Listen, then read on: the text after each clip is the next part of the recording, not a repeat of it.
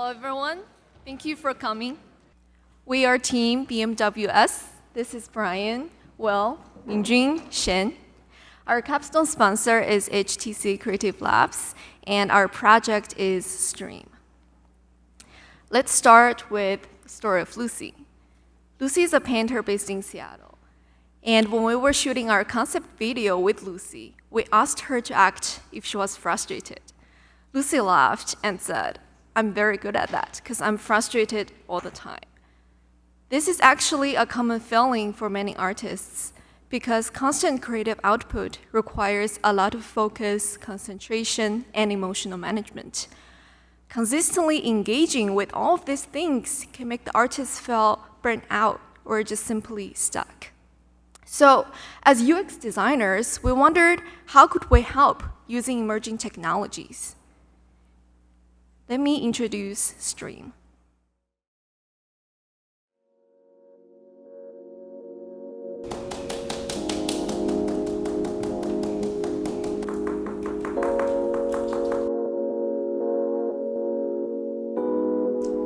Like anybody doing creative work, sometimes I just hit that wall, that moment where all your great ideas suddenly just stop.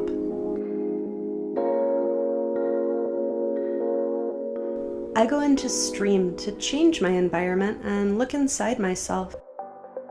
The brain sensing headband measures my brain waves, which control this virtual world. The more excited I am, the more reactive the room is. Seeing how the room changes gives me a better sense of how I feel, as well as inspiration when I am feeling stuck. I can switch between different rooms that show my mental state. I'm able to work on my creative passions in this space and get inspiration as the environment changes. When I am in a state of mind that I want to save, I can mark the moment. Adding this emotive layer to my work gives a deeper context to my creative process.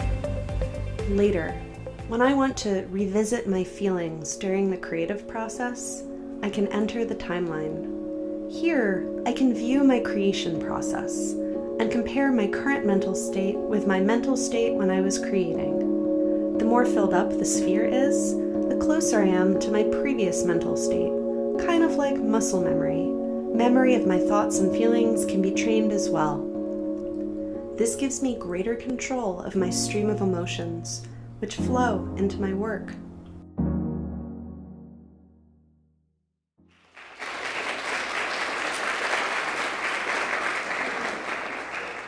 So this is our design solution for artists encountering creative blocks.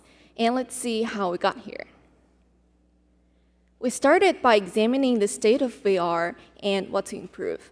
Unlike mobile or web, VR is still in a state of infancy, and many fundamental interactions are not well defined yet. So one thing exciting about VR is its potential to expand on this set of fundamental interactions. Rosalind Picard is a professor at MIT. She proposed the concept of affective computing. Affective computing is the idea that technology can incorporate emotion and cognition to help people make their lives better.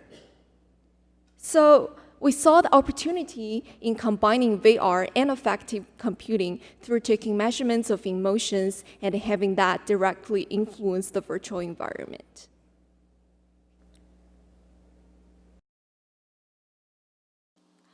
While our design of Stream is meant to be applied to general user, we choose artists as our target population because they are a group that constantly engage with their emotion, which directly go into their work output.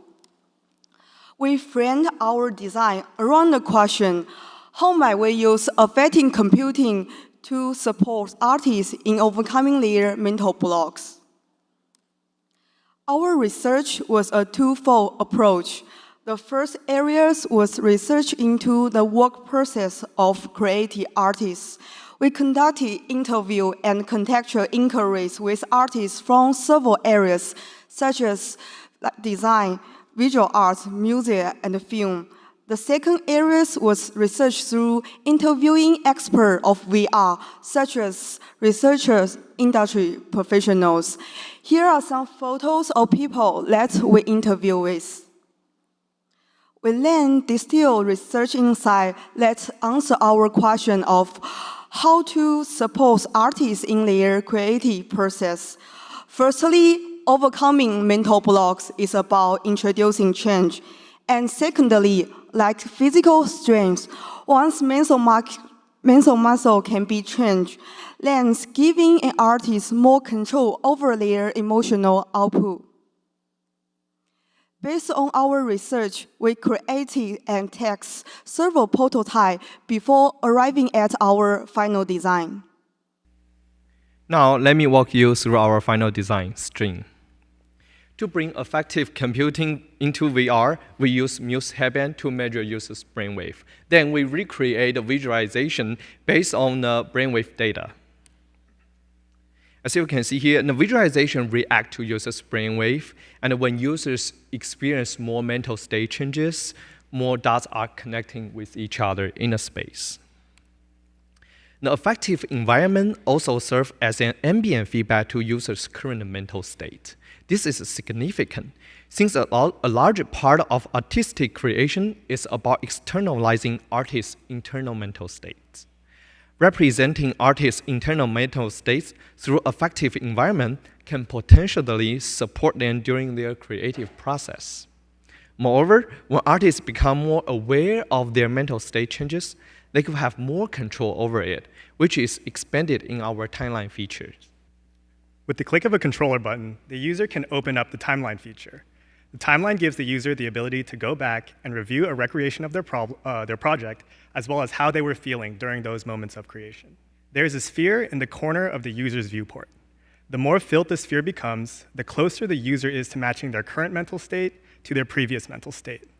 By allowing users to revisit their mental state, Stream helps creatives to be more mindful, therefore giving them more command over their emotional output.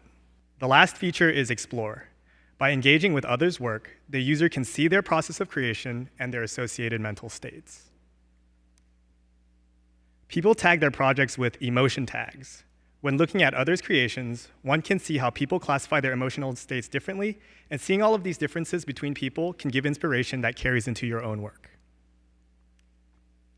So looking forward, we want to propose a question that our design provokes.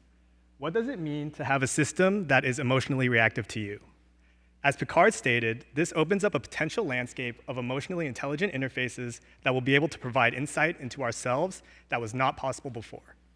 Within our design, the creative activity we have present is 3D painting, something like Tilt Brush, but that's not the focus of our design.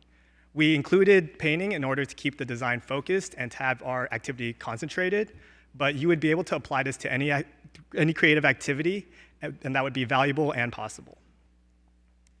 Lastly, we only explored one option of how the immersive aspects of VR can be used in the future. Virtual reality is usually framed as how can we make this as close to real life as possible, and that's really a narrow way of looking at what virtual reality can be. With virtual reality, we have the opportunity to meaningfully interact with the virtual world in ways that is not possible in real life, see things that we can't see, go to places that we can't go, and so much more. We are in the beginning of both virtual reality and effective computing, and as time passes, their presence in our technological ecosystems will only increase. Stream is just one step towards an imagined future that we have the opportunity to create. And I want to take this time to thank the MHCID program for supporting us throughout the whole year, of course, and to HTC Creative Labs, of course, Ryan Gerber as well, for walking us through our project and helping us develop the idea. And to Cohort 5, it's been a great year, and keep bowling. Thank you.